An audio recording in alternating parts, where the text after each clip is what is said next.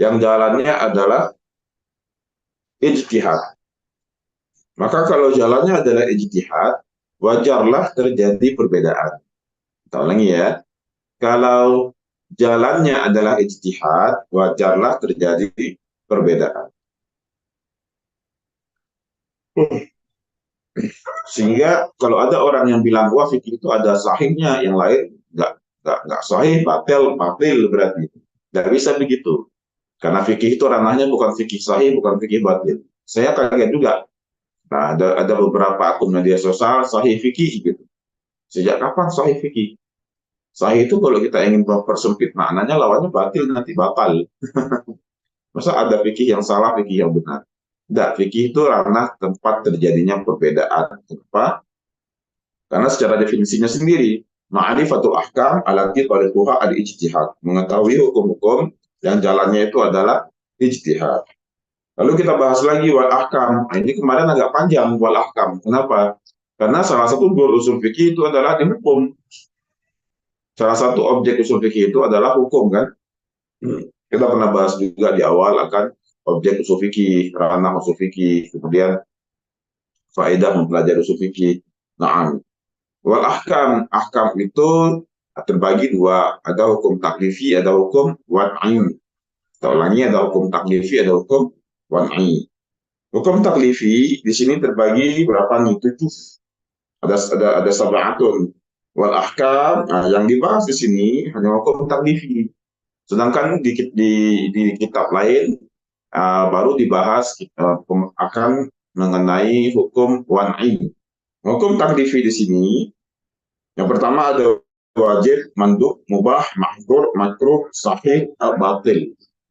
Kita kemarin agak lama membahas di wajib. Tapi sebelum kita masuk ke wajib, masuk ke mandub, masuk ke mubah, kita pahami dulu apa itu hukum. Nah, Jack, masih ingat apa definisi hukum, Zaki? Masih ingat nggak, Jack, apa definisi hukum? Sudah lupa. Nggak lupa, nggak apa-apa. Makanya diingatkan lagi sekarang, Jack. Kita kilas balik ya. Hukum kitabullah, titah Allah al-muta'alliq, yang berkaitan bi af'alil mukallafin, yang berkaitan dengan perbuatan-perbuatan mukallaf. Gimana Zaki? Kitabullah al-muta'alliq bi af'alil mukallafin. Naam. Itu definisi yang paling singkatnya. Nanti ada lagi tambahan bil iqtida, bil iqtida awil takhyir awil wad'i.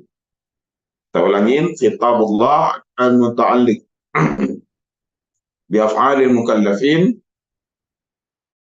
Nanti lagi bil iqtida, dengan tuntutan, awit takhyir atau pilihan, atau apalagi saja, au al-wad'i. Nah, kita bahas ada dua ya definisi kemarin. Yang pertama yang singkat, kitabullah al-muta'alliq bi af'alil mukallafin. Yang pertama.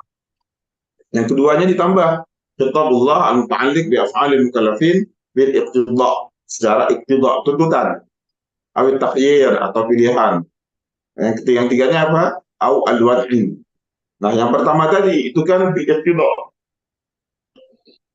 dengan tuntutan. Kalau dengan tuntutan akan melahirkan 4 hukum nantinya. 4 hukum dari mana, Ustaz? 1, tuntutan jika itu perintah, maka mendatangkan hukum berupa wajib. Jika perintahnya mutlak. Kalau perintahnya nggak mutlak, melahirkan hukum apa? Sunnah.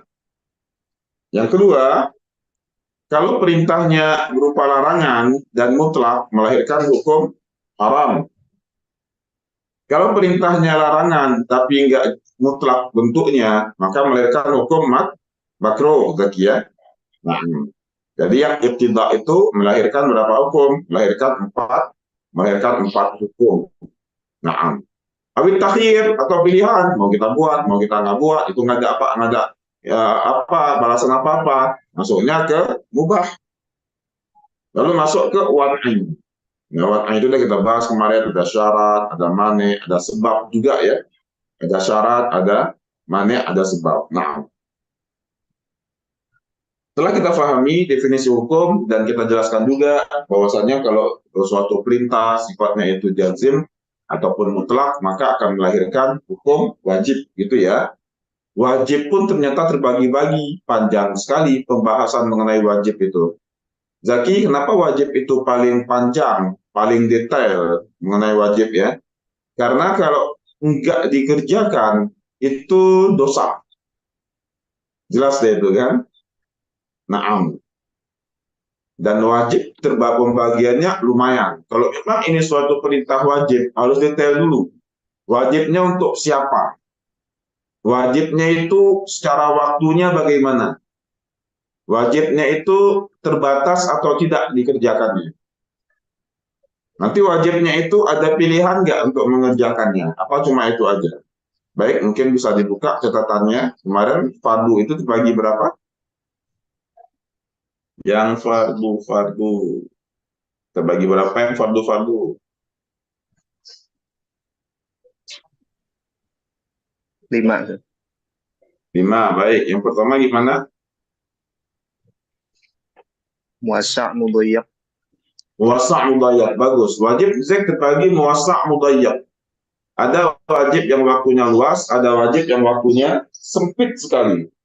Namun, wajib yang waktunya luas seperti sholat zuhur, sholat isya, itu ada anjuran yang tegas. Ada anjuran yang tegas untuk mengerjakan di awal waktu. Yang mudayyak itu nggak boleh telat sedikit pun, semenit pun nggak boleh telat. Seperti puasa, nah, itu nggak boleh telat puasa. Nggak, makanya nggak ada istilahnya orang masuk puasa nggak ada. Baik, yang kedua Kang Arif, Muayyan mukhayyar. muayyan Mukhayyar. itu di akhir aja, itu di akhir aja. Yang lain itu paling akhir. Muhaddad. Haddad. Muhaddad wa ghairu muhaddad. Muhaddad wa ghairu muhaddad. Zaid, apa artinya muhaddad, Zaid? Bukan nama orang ya lagi ya. Terbatas. Muhaddad itu Bagus. yang terbatas. Ada batasan untuk mengerjakannya. Misalnya, Zaki, ya, tolong baca buku ini. Tolong baca buku ini.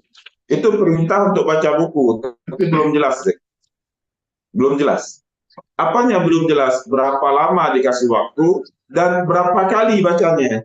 Berapa kali khatam? Kan Ustaz belum bilang berapa kali, Zaid. Nah, akhirnya Ustaz perjelas. Karena Zaki nanya, Ustaz, ini berapa hari harus aku selesaikan? Zaid, nanti malam harus beres. Gimana? Nanti malam harus beres. Satu selesai. Satu mengenai muhaddadnya selesai. Mengenai mubayyaknya. Mengenai mubayyaknya itu udah selesai. Zaki, nanti malam harus beres. Yang kedua, berapa kali Ustaz aku baca? Kasih Zaki. Saya jawab lagi, Zak, ini tolong dibaca sebanyak 3 kali. Berarti udah muhaddad, udah terbatas. Selesai kewajibannya itu. Oke, itu makna mubayyak dan muwassa', muhaddad dan ghair muhaddad. Lagi Kang Adif.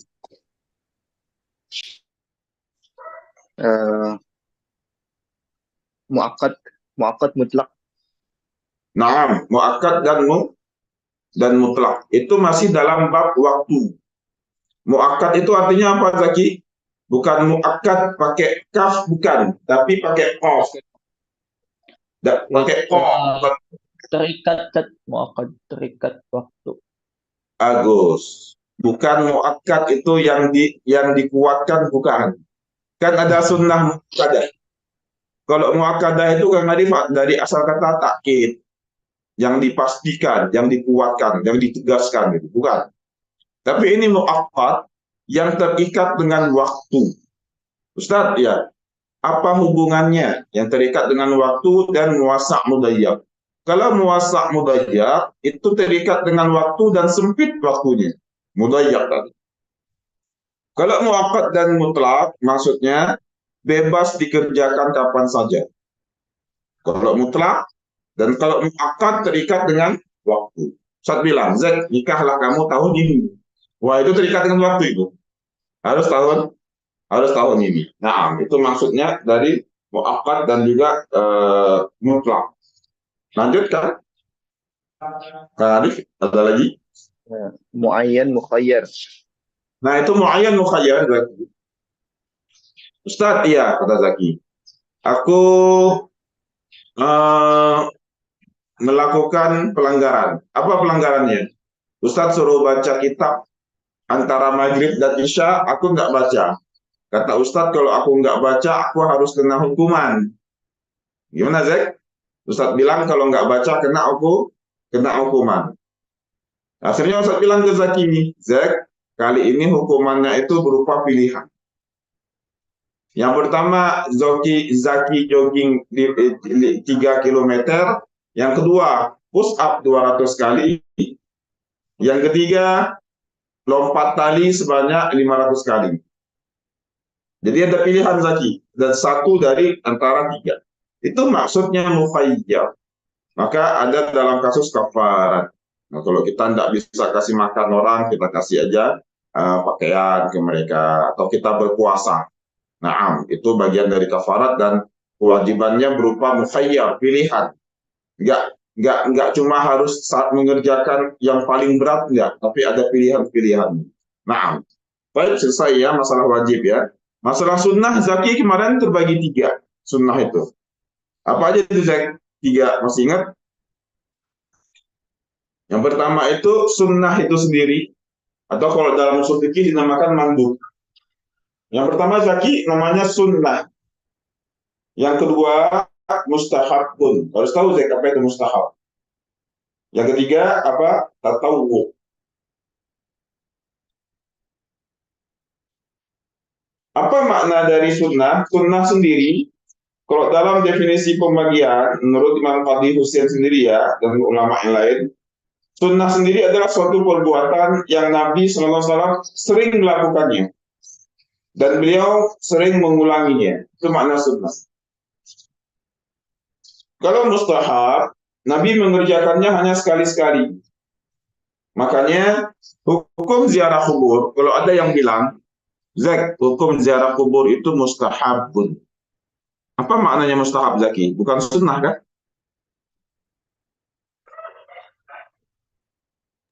Mustahab itu sunnah. Mustahab itu sunnah. Tapi Nabi mengerjakannya sekali-kali. Sekali. Jadi kan hadis hukum ziarah kubur itu gimana kan? Sunnah kah? Mustahab. Sunnah. Jawabnya sunnah. Sunnah, Ustaz. Dan sunnahnya masuk dalam pembagian mustahab. Nah, tapi kalau yang nanya orang awam, jawabnya simpel aja, sunnah. Kenapa? Karena Nabi pernah melakukannya. Nah, kalau yang nanya orang-orang yang lumayan ngaji gitu, apa hukum ziarah kubur itu? Oh, itu hukumnya sunnah, namun dalam bab sunnah yang mustahab. Loh, apa itu sunnah mustahab? Sunnah mustahab itu Nabi mengerjakan, tapi sekali-kali.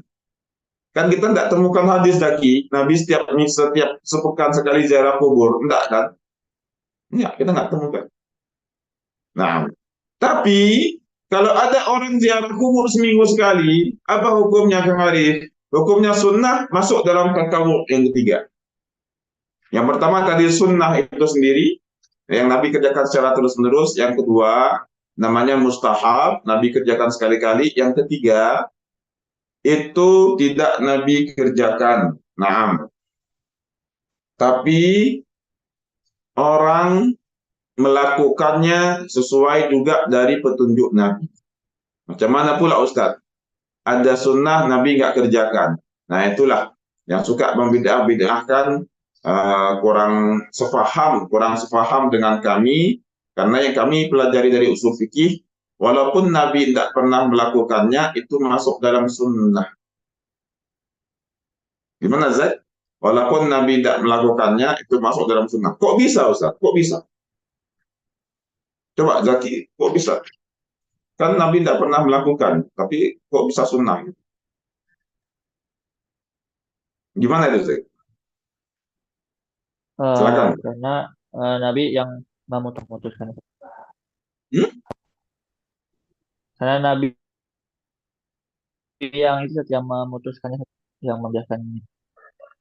Zaki, ada nggak hadis yang meriwayatkan bahwasanya Nabi pernah berzikir 1000 kali subhanallah bihamdihi subhanallahil azim. Eh, tidak ada sih. Belum Ada pernah nggak dengar. hadis? Hadis menjelaskan Nabi pernah duduk zikir 1000 kali. Hah? Nggak ada ya. Tapi kalau orang mau buat, boleh nggak Kang Adi? Boleh, Ustaz. Jawabannya, Nabi tak buat, tapi kok masuk sunnah. Zaki, secara istilah, sunnah itu artinya apa? Maudifal Nabi SAW min qaulin wa fi'lin Au. wa fi'lin. Yang pertama sekali, min qaulihi. Kalau memang Nabi tidak pernah buat, Nabi pernah bersabda. Kan sunnah itu bukan hanya yang pernah Nabi buat, gitu Zaki ya. Tapi Betul, juga Ustaz. yang Nabi sabdakan. Maka Nabi mengatakan sallallahu alaihi wasallam kalimatan, dua kalimat, khafifatan fil lisan, dua kalimat yang ringan di lidah kita, thaqilatan fil mizan, berat di timbangan, mahbubatan yang 'inda rahman, yang disukai oleh zat yang maha rahman. Subhanallah bihamdihi subhanallahil azim. Zat 1000 kali sambil jalan naik motor. Boleh, boleh, karena sunnah itu juga berupa qaul. Maka sunnah di sini, mandub di sini, dalam usul fikih itu nanti pembagiannya 3. Kenapa pembagiannya 3? Biar enak didetailkan, dibahas. Yang pertama apa, Zak? Yang pertama sunnah namanya. Sunnah di situ maksudnya yang Nabi ulang-ulang terus. Nabi ulang sering, secara terus-menerus Nabi lakukan. Yang kedua, Nabi lakukan sekali-kali. Yang ketiga, Nabi belum mengerjakan, tapi banyak orang mengerjakan. Sahabat, tabi'in, na'am. Seperti sunnah khulafaur rasyidin. Kemudian tabi'in melakukan beberapa amalan dari hadis qaulnya Nabi Sallallahu Alaihi Wasallam. Itu boleh, tidak apa-apa. Baik, nastamir ya. Kalau haram, seingat Ustadz ini dulu sama Ustadz Silmi ya bahasnya. Kalau haram itu Zaki, umumnya terbagi 2, haram li zatih wa haram li ghairi. Zak, orang makan bangkai, haram nggak? Haram, Ustaz. Orang makan ayam, haram nggak? Apa, Ustaz? Orang minum air putih, haram nggak? Enggak, Ustaz. Bisa haram kalau hasil curian. Berarti ada yang li zatih, memang zatnya sendiri haram, ada yang li ghairi. Haram itu karena ada sebab lainnya. Apa makna li ghairi? Haram karena ada sebab lain. Haram karena ada sebab lainnya. Nah, ada yang li zatih, ada yang li ghairi ya. Baik, nastamir. Setelah kita pahami 7 hukum tersebut, kita coba juga untuk memahami definisi usul fikih. Boleh? Istilah-istilah ini tidak saya bahas lagi. Ini ada banyak sekali istilah, kita lompati saja. Wa usulul fiqh. Silakan buka di kitab kita wa usulul fiqh. Yang istilah-istilah enggak? Wa usulul fiqh.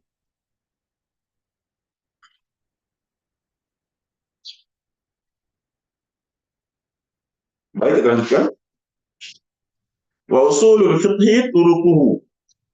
Wa usulul fiqh turuquhu, yakni jalan hu-nya balik ke fikih. Jalannya fikih. Jalannya fikih ala sabilil ijmal. Turuquhu ala sabilil ijmal. Sabilil ijmal adalah dalil-dalil global. Nah, sabilil ijmal adalah dalil-dalil global. Sehingga usul fikih itu adalah kita mengetahui dalil global. Turuquhu ala sabilil ijmal, kita memahami apa dalil-dalil global. Wa kaifiyatul istidlal biha, dan bagaimana kita mengistidlalkan. Kita mengistidlalkan, kita keluarkan dari dalil tersebut hukum-hukumnya. Sama seperti kemarin, Zek. Yang pertama kita ketahui dulu dalil globalnya. Ustadz, ini dalil globalnya, dalilnya umum. Ustadz, ini dalil global dan dalilnya khusus. Bagaimana cara kita untuk mengeluarkan hukum darinya? Nah, itulah dia pembahasan. Kaifiyatul istidlali biha. Wa kaifiyatul istidlali biha adalah bagaimana kita mengeluarkan hukum dari dalil tersebut. Nah, Kang Arif, kita udah pernah belajar Amar ya? Amar udah pernah kita belajar? Kalau mutlak mengeluarkan hukum apa? Wajib. Kalau tidak mutlak mengeluarkan hukum sunnah. Baik. TLA di sini dijelaskan bahwasanya usul fikih itu adalah kurukuhu ala sabilil ijmal. Yakni jalannya fikih atas jalan yang dalilnya global. Baik, maka definisi yang pertama kita memahami dalil global. Ustadz, iya, kata TLA. Aku baca satu dalil menjelaskan perintah untuk mengerjakan suatu perbuatan. Tapi aku temukan juga dalil yang lain perintah untuk perintah akan penjelasan bahwa tidak mengapa kalau kita tidak mengerjakannya. Saya ulangin, TLA menemukan satu dalil. Ustadz, ini aku tahu dalil ini perintah. Tapi aku lihat dari lain itu qarinahnya Ustadz. Apa itu qarinah teh? Qarinahnya itu Ustadz kok membolehkan bagi kita untuk tidak mengerjakan perintah tadi. Oh, ada dalil global berupa amar yang memberikan perintah bagi kita. Tapi ada qarinah. Apa itu qarinahnya Zaki? Dalil yang isinya itu menyelisihi akan perintah sebelumnya. Kita ulangi, adanya dalil yang isinya itu menyelisihi akan perintah sebelumnya. Bagaimana Ustadz kami keluarkan hukum? Apakah dalil yang dari perintah ini kami keluarkan hukumnya menjadi wajib atau sunnah Ustadz? Nah, definisi yang kedua, kaifiyatul istidlal biha. Dan kaifiat bagaimana kita beristidlal dengannya. Saya ulangi, dan kaifiat bagaimana kita beristidlal dengannya. Makna istidlal di situ kita keluarkan hukumnya. Oh, alhamdulillah Ustaz, kami sudah pelajari kalau suatu perintah, dalil yang isinya perintah melakukan perbuatan, tapi ada qarinahnya Ustaz, ada qarinah, ada sharifahnya, maka perintah lagi tidak lagi menjadi wajib, namun menjadi sunnah saja. Saya ulangi, maka perintah tadi tidak lagi menjadi wajib, maka menjadi sunnah saja. Itu definisi yang keduanya, kaifiyatul istidlal biha. Yani kita mengetahui bagaimana mengeluarkan hukum dari dalil tersebut, istidlal. Nah, istidlal itu bisa juga bermakna mencari dalil. Mencari dalil. Bisa juga kita mengeluarkan hukum dari dalil. Nah, kaifiyatul istinbat biha. Kita juga pernah belajar kemarin ada dalil umum, ada dalil khusus. Lalu bagaimana ketika dua dalil ini ketemu ya? Nah, itu masuknya juga definisi yang kedua. Definisi yang kedua adalah mengetahui istidlal ataupun istinbat. Bagaimana mengeluarkan hukum ketika ada dua dalil yang bertentangan. Nah, nastamir. Zaki, definisi usul fikih secara umum itu ada tiga. Satu, memahami dalil global. Apa Ustadz dalil global? Yang kemarin itu ada hakikat, majas, apalagi amar, ada nahi, ada apa lagi Zak? Khas, kan gitu kan? Ustadz ya, kita udah belajar dalil Ustadz. Tapi ada dalil khas, bagaimana ditaksis nanti? Baik. Yang ketiganya, wa kaifiyat tajuru biha yastadillu biha wa kaifiyatul istidlal biha tajuru ila sifatin man yastadillu biha, yani sifat man yastadil, sifat orang yang menggali dalil tersebut. Maka yang ketiga dalam usul fikih itu kita mempelajari sifat-sifat mujtahid. Sifat-sifat mujtahid. Apa Zak? Sifat-sifat mujtahid. Dan tiga itu aja. Definisi usul fikih nggak jauh-jauh, cuma tiga itu aja. Satu, memahami dalil global. Dua, kita memahami cara istidlal dan istinbat. Yang ketiga, memahami bagaimana sifat-sifat mujtahid. Yang paling capek itu di yang kedua. Yang keduanya ketika dalil bertentangan. Baik, khairan, kita break dulu. Saya izin ke air ya. Kita break dulu, mungkin 10 menit. Saya mau izin ke air dulu. Barakallahu fiik.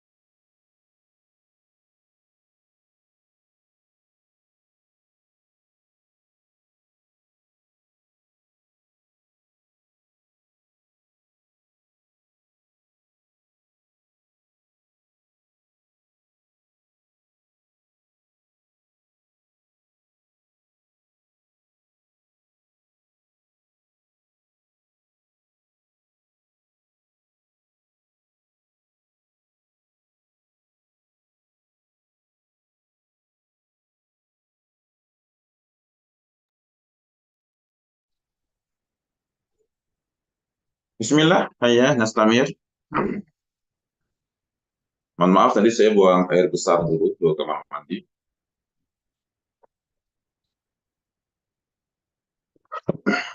Tadi sampai definisi usul fikih ya, Zakiyah.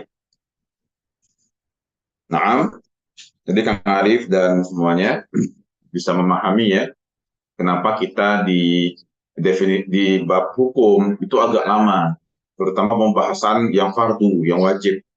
Karena pembagiannya juga banyak, dan hukum itu merupakan bagian dari objek kerja seorang usuli untuk menggali dalil dan mengeluarkan hukum dari dalil tersebut. Baik, sekarang kita masuk ke bab selanjutnya, yaitu bab hakikat dan majas. Kalam nggak usah lagi lah. Kalam itu, wah di fikih juga udah capek, kita belajar di nahu udah capek belajar kalam kan. Hakikat dan majas, hakikat sama-sama kita pahami definisinya dulu, majas apa definisinya. Definisi yang paling simpel dari hakikat adalah apa-apa yang sering digunakan dalam pembicaraan. Nah, fi mastuliha waqila mastu'mila fi mastuliha alaihi minal mukhatabah. Apa-apa yang sering digunakan dalam pembicaraan. Itu dia definisi dari hakikat. Sedangkan majas sudah berbeda. Wal majas ma tujuiza an mawdu'ihi, udah keluar dari mawdu'nya, dari konteksnya, atau juga dikatakan mastu'mila fi ghairi ma mastuliha alaihi min mukhatabah. Apa yang digunakan yang tidak dipakai dalam pembicaraan. Nah, maka kalau hakikat itu udah sering digunakan dalam pembicaraan dan langsung difahami. Kalau majas kebalikannya. Majas itu menggunakan kata-kata yang tidak sering digunakan dalam pembicaraan. Baik, kalau kita lihat di hakikat sendiri terbagi 3. Ada hakikat apa aja? Zaki masih ingat? Dalam hakikat apa aja pembagiannya? 1, hakikat lughawiyah. Lughawiyah. Jadi Zaki kalau Ustadz bilang rumah, itu benar-benar rumah gitu. Definisi rumah itu gimana sih Zaki kira-kira? Rumah ada dinding, ada atap, ada tiang, tempat berteduh. Itu fondasi. Tapi anak-anak sekarang memplesetkan makna rumah, Zek. Macam mana jangan diplesetkan? Rumah itu bagi mereka adalah tempat mereka bisa untuk cerita, curhat, dan tenang. Gimana Zaki? Rumah itu apa? Tempat cerita Tuhan. Tempat cerita sekali. Kata teman gitu ya. Teman. Karena Keluarga. ternyata ada beberapa anak-anak Zaki yang mereka punya rumah, tapi nggak berasa rumah bagi mereka. Satu lagi ya, yang mereka punya rumah, tapi nggak berasa rumah. Jadi mereka nggak menemukan ketenangan di situ, nggak menemukan kedamaian di situ ya. Masya Allah. Nah, sehingga mereka pun diruqyah. Berarti di situ udah terpeleset maknanya. Kalau maknanya udah berubah, tidak seperti yang digunakan sehari-hari istilahnya, itu namanya bukan hakikat, tapi namanya majas. Namanya bukan hakikat, tapi apa Zaki? Namanya majas. Tidak lagi digunakan sesuai dengan istilahnya saat berbicara. Hakikat terbagi 3. Yang pertama lughawi, hakikat lughawi. Sehingga kalau kita menemukan beberapa matan hadis, maka maknanya itu harus kita pahami sesuai dengan makna lughah. Tinggal cari kamus lughah, simple. Kalau secara lughah tinggal cari kamus lughah. Yang kedua, hakikat syar'iyah. Dia hakikat, tapi tidak bisa kita pahami secara bahasa. Kita harus pahami sesuai dengan penurun syariat atau pemilik syariat. Siapa pemilik syariat? Adalah Allah tentunya. Maka definisinya itu harus sesuai yang Allah kehendaki. Contohnya apa? As-salah. Contohnya apa? Al-haji. Maka dalam makna as-salah, dalam makna al-haji, dalam makna asyam. Asyam itu secara bahasa imsak, memegang ataupun menahan. Itu secara bahasa. Asyam secara bahasa artinya memegang, menahan. As-salah artinya doa khair, doa yang baik. Tapi yang dimaksud dalam istilah syariah bukan itu. Definisi syar'inya sama-sama kita pahami. As-salah itu adalah perbuatan, perkataan yang diawali dengan niat, diakhiri dengan salam, dengan ketentuan tertentu, syarat-syarat tertentu. Asyam sendiri bukan cuma menahan, bukan cuma memegang, tapi menahan diri dari melakukan hal-hal yang membatalkan puasa. Haji sendiri bukan cuma ziarah, tapi haji itu adalah nusuk di situ. Melakukan beberapa ibadah yang ditetapkan dalam rukun dan juga kewajiban haji. Nah, itu yang kedua, hakikat syariah. Secara Ustaz, apa sih fungsinya kita belajar ini? Fungsinya kalau kita menemukan dalam matan-matan hadis ada beberapa kata yang tidak kita pahami. Nah, maka kita bukalah apakah itu dipahami secara syariah atau secara lughawiyah. Itu maksudnya. Dan itu tujuan kita mempelajari hakikat dan majas. Yang ketiga, hakikatnya urfiyah. Dia hakikat tapi tidak bisa dipahami secara bahasa. Seperti istilah maf'ul gitu, seperti istilah fa'il, seperti istilah hal, tamyiz. Itu istilah-istilah itu hanya bisa dipahami dengan pemahaman urf tertentu. Urfnya di pihak siapa? Itu ahli nahwu. Maka harus sesuai pemahamannya ahli nahwu. Kalau majas itu udah berubah maknanya. Maknanya nggak lagi seperti makna orang berbicara. Kalimatnya pun sudah berubah. Yang pertama, majas itu ada majas ziyadah, penambahan kata. Yang kedua, majas pengurangan. Ini jarang kita temukan dalam hadis. Yang ketiga terkadang kita temukan, namanya majas bin nagel. Udah diambil, dipindahkan maknanya. Yang dulu kata ini digunakan dalam makna A, sekarang berubah. Kata ini berubah dalam makna B. Nah itulah rumah tadi, Zek. Dulu orang mengatakan rumah itu adalah bangunan yang punya dinding, yang punya atap. Sekarang udah mulai berubah. Kalau semakin parah berubahnya, ketika orang bilang rumah, enggak lagi ingat rumah bangunan, tapi ingatnya adalah orang tempat curhat, itu namanya nakal. Namanya apa, Zaki? Nakal. Tapi kalau rubahnya, dia berubah, namun masih memiliki dua makna. Rumah yang betul-betul rumah hakiki, atau rumah yang digunakan plesetan. Itu masuk ke bab keempat, isti'arah. Majas isti'arah. Maka Zaki, kalau kita lihat, anak-anak sekarang menggunakan kata rumah, apakah sudah betul-betul berubah makna rumah, Zaki? Belum, Ustaz. Masih ada orang memahami rumah itu ya rumah. Saya mau bangun rumah, berarti bangun rumah. Ada pondasi, berarti belum masuk ke an-naqal, belum. Karena kalau majas nakal itu, bin nakal itu, setiap orang mengucapkan satu kata tanpa memikirkan lagi, kita langsung ke definisi yang dia ucapkan. Yang dulunya bukan itu, tapi kemudian sudah berubah. Saya coba cari-cari dalam bahasa Indonesia beberapa semester, nggak nemu. Dulu kelas doktor Atib, nah itu mereka nemu. Ada satu kata yang orang dulu memahaminya dengan A, orang sekarang memahaminya dengan B. Nah, perubahannya luar biasa. Baik, Khairan, Bismillah.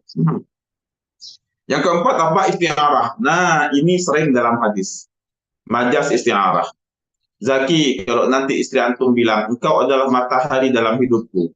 Itu piye, antum mataharinya benar-benar ada cahaya gitu? Enggak. Tapi meminjam kata.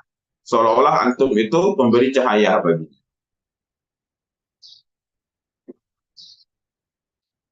Bukan bermakna matahari yang wah terbit, bersinar, segala macam, bukan. Ustadz, iya. Aku punya seorang guru, Masya Allah. Dia sebagai penerang akan jalanku. Nah, bukan bermakna guru itu punya senter, bukan. Tapi itu majas isti'arah. Nah, dalam hadis kita temukan man ahya sunnati faqad ahabbani. Ahya di situ menghidupkan bukan berarti dengan ruh, tapi mengamalkan. Itu hakikat dan majas dan juga apa faedah kita mempelajarinya. Faedahnya agar ketika menemukan matan-matan hadis kita bisa menyikapinya sesuai dengan definisi perkataan. Masuk ke bab amar. Amar itu yang pertama definisinya adalah tuntutan untuk mengerjakan perbuatan, dan tuntutan itu dengan qaul. Jadi Zaki, tuntutan itu dengan qaul, bukan dengan isyarat. Satu lagi ya. Apa Zaki? Tuntutan itu dengan Qaul, bukan dengan isyarat. Dari siapa? Dari orang yang di atas kepada orang yang di bawah. Kalau orang yang di bawah ke orang yang di atas, itu namanya permohonan, bukan tuntutan. Nah, jadi kita nggak apa-apa banyak minta kepada Allah dengan fi'il amar, nggak apa-apa. Karena kita tidak sedang menuntut Allah, tapi kita sedang memohon kepada Allah. Nah, kemudian kita buka di halaman selanjutnya. Bagaimana Ustadz bentuk sigatnya? Nah, sigatnya itu jelas ya. Sigatnya itu if'al dari sigat amar. Wahia inda itlaq wa tajarrudi anil qarinah, dan dia si amar itu sigatnya itu yaitu balik ke sigatnya amar itu ketika dia dalam keadaan mutlak, dan tajarrud itu apa? Kosong. Dan dalam juga keadaan kosong dari qarinah, maka tuhmalu alaihi, dibawalah hukumnya itu kepada suatu kewajiban. Kapan dia menjadi wajib? Satu, kalau dia dalam keadaan mutlak dan kosong dari qarinah. Jadi zaki kalau udah mutlak pasti kosong dari qarinah. Kalau udah kosong dari qarinah, itulah definisi mutlak. Nah, gimana Zak? Nggak ada qarinah. Apa itu qarinah zaki? Masih ingat kira-kira? Qarinah adalah dalil yang menyelisihi dalil amar sebelumnya. Qarinah adalah dalil yang menyelisihi dalil amar atau dalil nahi sebelumnya. Itu qarinah. Bukan yang mengiringi banget. Dia mengiringi dalam tema yang sama, tapi dia sebagai sarifah. As-sa, bukan asya. As-sarifah. Sebagai pemaling akan hukumnya. Temanya boleh bareng. Membahas tema yang sama, tapi dipalingkan hukumnya semasa qarinah. Nah, Ustaz, bagaimana kita menentukan adanya qarinah, tidak ada qarinah? Nah, itu udah digali oleh ulama-ulama usul fikih zaman dulu. Baik. Illa ma dalla ad-dalilu ala anna al-murada minhu an-nadbu awil ibahah fayuhmalu alaih. Kecuali kalau ada dalil. Nah, dalil yang dalam bentuk qarinah yang mengarahkan bahwasannya yang dituntut dari dalil perintah ini bukan suatu kewajiban, namun apa? Namun suatu kesunahan atau suatu kebolehan. Loh Ustaz, amar itu bisa juga dalilnya bukan wajib, bukan sunnah, bisa kebolehan. Boleh. Wa iza halatum fastadu. Misal Ustaz bilang begini, Zaki ya, kamu hari ini jangan makan udang. Ustaz bilang, Zaki kalau kamu udah selesai baca buku, makanlah udang. Zaki, dimakanlah itu amar atau nahi? Amar, Ustaz. Tapi amar perintah atau amar membolehkan? Amar Membolehkan. Memboleh. Ustaz bilang begini, Zak, jangan dulu makan udang ya. Zaki, ya, itu di dapur ada udang. Jangan makan dulu. Nanti kalau Zaki udah selesai baca, makanlah udang tersebut. Itu bukan perintah, tapi itu pembolehan. Nah, kira-kira begitu. Ternyata perintah bukan amar, bukan cuma mengarahkan hukum kepada suatu kewajiban, suatu kesunahan, tapi juga mengarahkan hukum kepada apa saja, kepada suatu kebolehan. Nah, amar itu ternyata asalnya wala yaqtadi at-tikrar, tidak menuntut suatu pengulangan. Ala sahih. Ibu Heka Syamsiah punya teman perempuan. Ustaz, teman saya haid. Kalau dia ingin suci, mandinya sekali, dua, atau tiga. Tentunya sekali sih. Nggak dituntut pengulangan. Nah, itu amar. Kecuali kalau ada dalil yang menjelaskan bahwa perintah ini harus dilakukan berulang-ulang. Contohnya seperti as-shalah. Baik, secara asalnya Zaki tidak dituntut untuk pengulangan. Yang kedua, wala yaqtadi al-fawra. Al-fawra itu yakni mubasyaratan. Amar itu tidak menuntut untuk segera dilakukan. Li'anna al-gharad, ya, dikarenakan tujuan minhu ijadul fi'li adalah direalisasikannya suatu perbuatan akan perintah tersebut. Namun dalam bentuk fardu mudayyak itu harus segera dikerjakan, nggak boleh nunda. Ustaz, kenapa dalam matan ini dijelaskan amar tidak menuntut segera dikerjakan? Karena kalau amar semuanya harus saat itu juga, banyak orang masbuk berdosa, Zek. Gimana Zaki? Banyak orang masbuk berdosa. Nah, wala yaqtadi al-fawra, tidak menuntut untuk langsung dikerjakan. Namun jika ada dalil yang menjelaskan kita harus saat itu juga kita kerjakan, Nggak boleh kita untuk menundanya. Itu menunjukkan ada beberapa perintah yang waktunya itu luas. Seperti perintah untuk sholat maghrib itu jangan banyak-banyak ditunda. Karena waktunya itu kira-kira hanya 40-45 menit. Kemudian apalagi yang panjang zakat, nah itu juga panjang waktunya. Nah, kalau saya kadang-kadang seringnya malam 27 baru saya malam 27 Ramadan baru saya bayar zakat. Baik, kira-kira begitu. Ada yang tadi al-fawra, amar, ada beberapa amar yang masih memberikan peluang bagi kita untuk mengerjakannya tidak secara langsung. Nah, seperti sholat zuhur, sholat isya, dengan ada anjuran tegas untuk mengerjakannya di awal waktu. Wal amru bi ijadil fi'li amrun bihi wa bima la yatimmu fi'lu illa bihi. Dan ada perintah-perintah yang untuk merealisasikan perintah tersebut maka suatu perintah tadi menjadi wajib. Sehingga melahirkan dua kewajiban. Zaki, sholat itu wajib nggak? Sholat yang mana tuh? Sholat apa dulu? 5 waktu. Oh, wajib, Ustaz. Wajib. Bersuci wajib nggak? Wajib. Bentar dulu. Bersuci wajib nggak? Pertanyaannya belum jelas. Oh, bersucinya doang nggak wajib, Ustaz. Bersuci untuk sholat itu jadi wajib. Bersuci bukan untuk sholat tidak wajib. Kenapa bersuci jadi sholat wajib? Karena untuk sempurna sholat kita, diterima sholat kita harus bersuci. Maka bersucinya pun jadi wajib. Nah, itu maksud dari matan wal amru bi ijadil fi'li amrun bi. Suatu perbuatan, suatu perkara untuk menyempurnakan suatu kewajiban, maka dia adalah hukumnya wajib juga. Suatu perkara seperti wudhu yang berfungsi untuk menyempurnakan kewajiban sholat kita, maka wudhu itu pun menjadi wajib. Kenapa? Karena tanpa adanya dia, amal itu tidak bisa terrealisasi. Zaki, antum mau nikah? Naam, Ustaz. Antum mau nikah? Naam. Wajib, Ustaz. Udah Ustaz, kayaknya saya ini udah kena hukum wajib nih, Ustaz. Pertanyaannya, mencari istri, mendapatkan calon istri, itu wajib nggak bagi antum?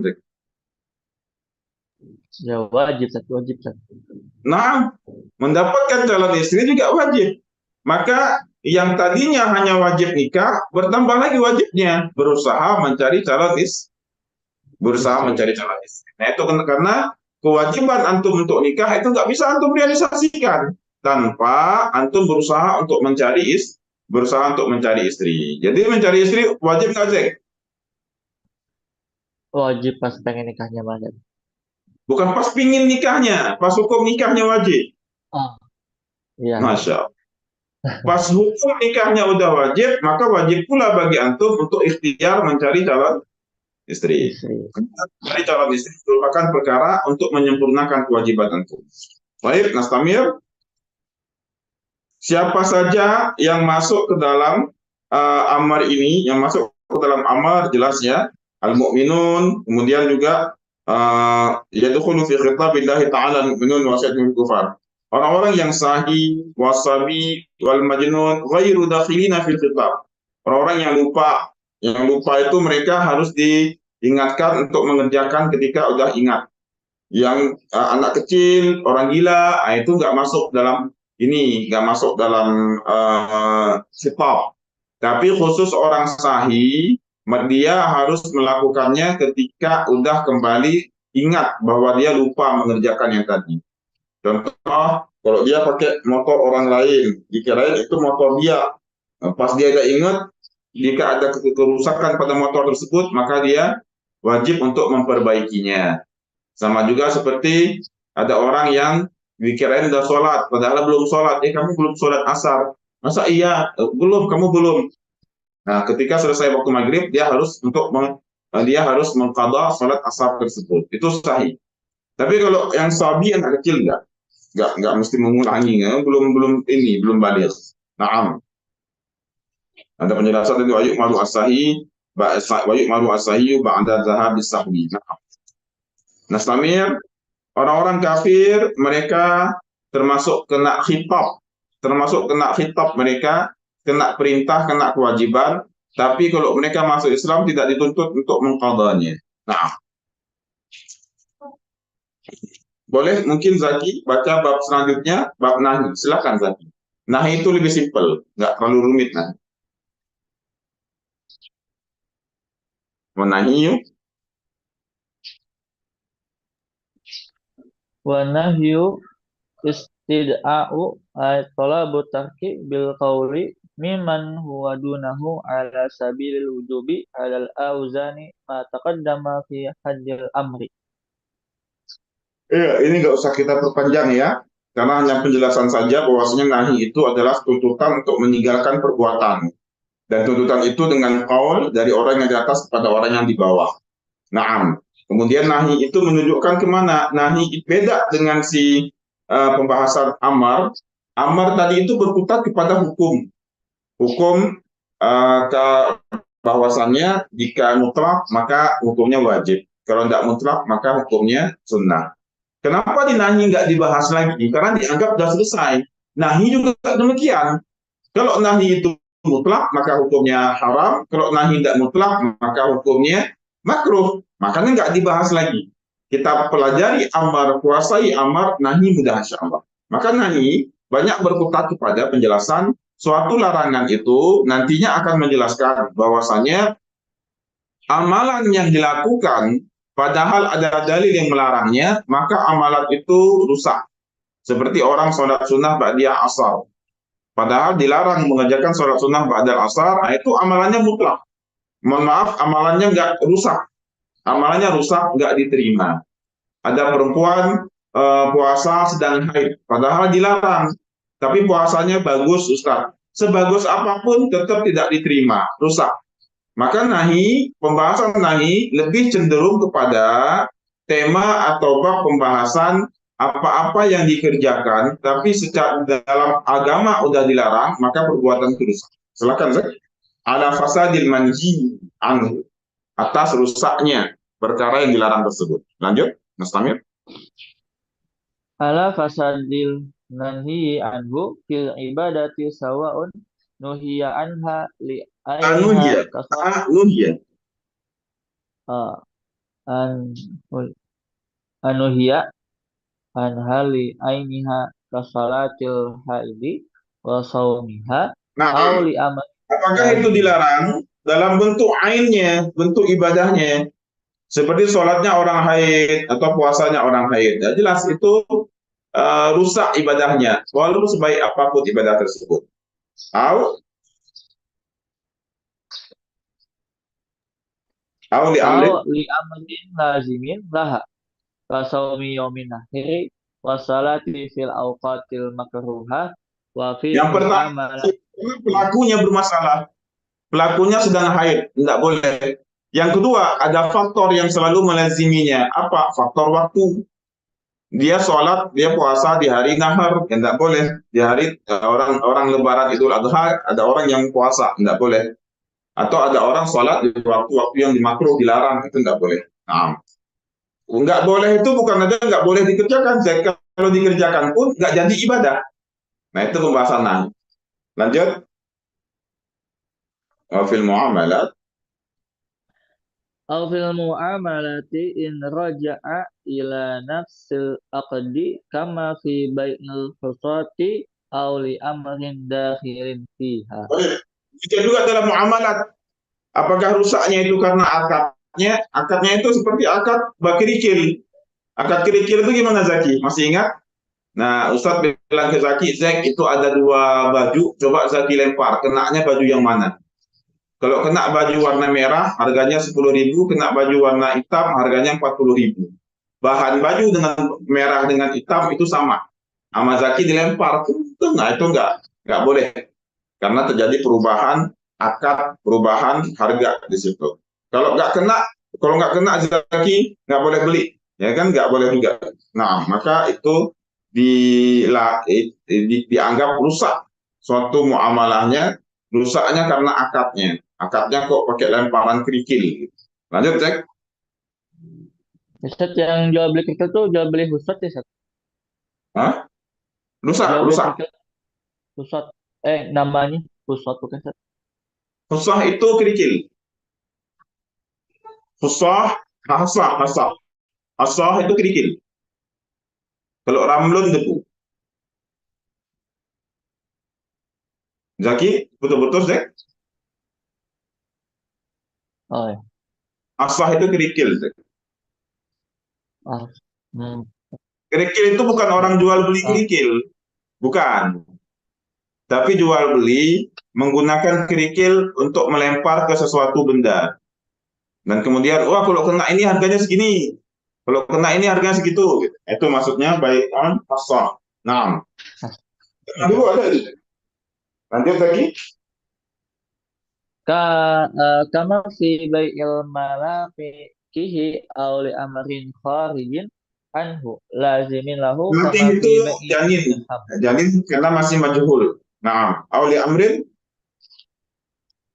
Aw li amrin kharijin anhu lazimin lahu kana fi bai'i dirham bi dirhamin.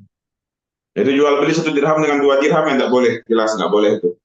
Rugi penjualnya, jual satu, rugi pembelinya. Dia beli 2 dirham, dapatnya 1 dirham. Nah, terus Fa in kana ghairu lazimin lahu kal wudu'i bil ma'il maghsubi masalan wa kal bai'i wa nida'il jum'ah lam yadulla al fasadi bi belum memang khilafah. penyebabnya itu adalah ghair lazim, yang tidak mengiringi. Penyebabnya itu pelakunya nggak haid. Waktunya waktu juga yang tidak dilarang. Tapi ada faktor lain. Faktor lainnya itu air yang digunakan untuk wudhu, airnya itu air curian. Kal wudu'i bil ma'il maksud. Wudhu dengan air resap, hasil curian. Itu tidak boleh. Rusak nggak? Rusak, bentar. Orang wudhu dengan air curian, wudhunya rusak nggak? Kan dilarang ya. Wudunya wudunya tidak sah. Bagus. Lam yadulla 'alal fasad, tidak menunjukkan akan rusaknya ibadah. Tapi terus Berdosa. cuma kayak orang jual beli di waktu Jumat, azan berkumandang. Jual belinya nggak sah, mohon maaf, jual belinya sah tapi Berdosa. khilafan lima yufimu kalam musannif, tapi ada perbedaan pendapat. Ulah bahas. Nah, kemudian kita pahami lewat orang yang wudhu dengan air resap. Lanjut lagi, sedikit lagi, kita masih ada waktu. Masuk ke bab ini, langsung ke am Zaki. Um, Zaki, untuk apa kita memahami itu? Agar ketika ada hadis-hadis yang sifatnya am, kemudian kita temukan ada dalil lain yang sifatnya khas, membahas tema yang sama, itu ditaksis. Gimana Zak? Ditaksis. Silakan lagi.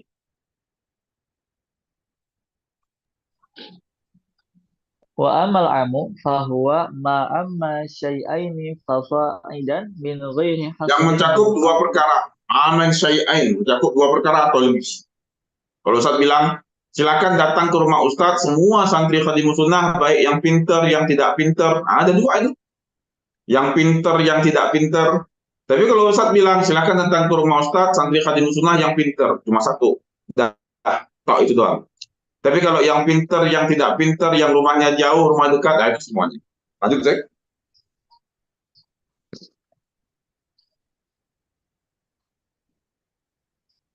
Lanjut, lanjut, Ustaz. Eh, min ghairi hasrin min qawlihi amamtu zaidan bil ata'i wa amamtu jami'an nasi bil ata'i ay syamiltuhum bihi fa fil amni syumulun. Hmm. Apa aja Ustaz? Lafaz-lafaz am. Kalau dalam hadis kita menemukan lafaz ini, maka itu dalilnya am. Yang pertama, Zek. Ada 4 tuh. Yang pertama apa? Oh, yang pertama al-wahidu mu'arrafu bil alifi wal lami. Itu benar. Isim mufrad yang dimakrifatkan dengan apa? Bil Alif alifi lam. wal lam. Naam. Contohnya innal insana. Tapi ada alif lamnya ya. Baik. Lanjut. Kemudian Isim jamak yang wasmul jam'i difatkan dengan alif lam. mu'arrifu bil lami. Hmm. Kemudian nahu faqtulul musyrikina wal asma'ul mubhamatu kama Nah, yang iman ketiga isim mubham. Mubham itu apa? Yang belum jelas, belum detail. Itu yang keempat. Ada banyak ya. Ada man, ada ma, ada ayu, ada ainama, ada mata. Tapi kan belum jelas, Zek. Kalau saya bilang mata, mata jita, kapan kamu datang, lah kan belum jelas. Nah itu sifatnya. Nah, lanjut lagi. Yang terakhir empat apa? Wa, wala, wa la yaqil wa bin ma nakir. bima la yaqilunahu. Iya, la dalam nakirah, namanya jadi nakirah kan belum jelas. La rajula fiddar. Nah itu empat, kita kuasai empat lafaz dari am. Yang pertama isim mufrad yang dimarifatkan dengan alif lam.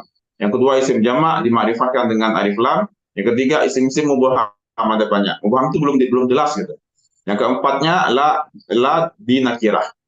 Nah contohnya la nakirah itu rajula, ustaza, la ustaza fil fasli. Tidak ada ustaz dalam kelas contohnya. Nah, tambah Zek, ini keluar di ujian ya, yang penutup kita kali ini. Wal umum min sifatin nutuk. Lanjut lagi. Wal umumu Wal umumu min sifatin nutuk wala yajuzu da'wal umumi fi ghairihi minal fi'li wa ma yajri majrahu kama fi jam'ihi sallallahu alaihi wasallam baina salataini fi safari rawahul Bukhari fa innahu la ya'ummu safara tawila wal qasira fa innahu innama yaqa'u fi wahidin minhuma min kama huma. fi Wal umum min sifatin nutuk. Pembahasan umum itu merupakan bagian dari nutuk. Sifat-sifat nutuk. Apa itu nutuk? Qaul. Zaki, apa itu nutuk? Qaul. Nutuk itu adalah qaul. Maka ucapan ya. itu nggak masuk dalam fiil. Wala yajuzu da'wal umum fi ghairihi min al-fi'li. Sehingga perbuatan Nabi itu tidak bisa kita masukkan dalam pembahasan umum. Gimana, Zek? Perbuatan Nabi tidak bisa kita masukkan dalam pembahasan umum. Umum. Karena umum itu masuknya ke dalam pembahasan nutuk ataupun qaul. Maka kalau orang bilang, Ustaz, Nabi tidak pernah buat, sebentar. Tidak semua pembahasan masalah am itu masuk ke dalam perbuatan Nabi. Bahkan perbuatan Nabi itu nggak boleh kita umumkan. Karena Nabi melakukan satu perkara, itu ada sebab-sebab tertentu. Gimana, Zaki? Nabi mengerjakan satu perkara, itu ada sebab-sebab tertentu. Jadi bukan seperti Nabi menjamak sholat. Apakah kita boleh Nabi menjamak sholat dalam safar? Apakah setiap safar kita boleh menjamak sholat? Enggak, ada batasan jaraknya. Tidak semua safar bisa kita amkan. Ustaz, Nabi kan pernah menjamak sholat dalam safar. Berarti kita dalam perjalanan ini walaupun 30 meter, kita boleh jamak? Enggak boleh. Nabi melakukan jamak dalam sholat tersebut jaraknya 80-an kilometer. Itu maksudnya. Jadi tidak semua perbuatan Nabi itu bisa kita masukkan dalam bab umum. Nah, jangan nanti kita misalnya, wah kita perjalanan sekian kita juga boleh ikut Nabi. Enggak, Nabi melakukan itu dengan ketentuan-ketentuan tertentu. Baik, jadi umum itu masuknya dalam sifat nutuk, qaul. Adapun fi'il Nabi itu nggak bisa kita masukkan dalam bab demikian kira-kira dari saya. Ya, alhamdulillah selesai sampai sebelum bab takhsis, karena terakhir kita belajar bab apa? Bab takhsis. Minggu depan kita masuk dalam mujmal, mubayyan, zahir, muawwal. Kita bahas 4 bab kecil, nggak banyak, 4 bab kecil minggu depan. Tapi sebelum kita masuk ke 4 bab kecil itu, kita ulang sedikit mengenai takhsis, pentakhsisan yang muttasil dan juga munfasil. Insyaallah minggu depan ya kita akan masuk lagi ke 4 bab kecil ini. Allahumma inna nas'aluka 'ilman nafi'an wa fahman wasi'an wa rizqan wasi'an halalan thayyiban wa 'amalan taqabbalan. Subhanaka Allahumma bihamdika asyhadu an la ilaha illa anta astaghfiruka wa atubu ilaik. Assalamualaikum warahmatullahi wabarakatuh. Waalaikumsalam Waalaikumsalam warahmatullahi warahmatullahi wabarakatuh. Jazakumullahu khairan wa barakallahu. Ya, Karim. Izin live ya.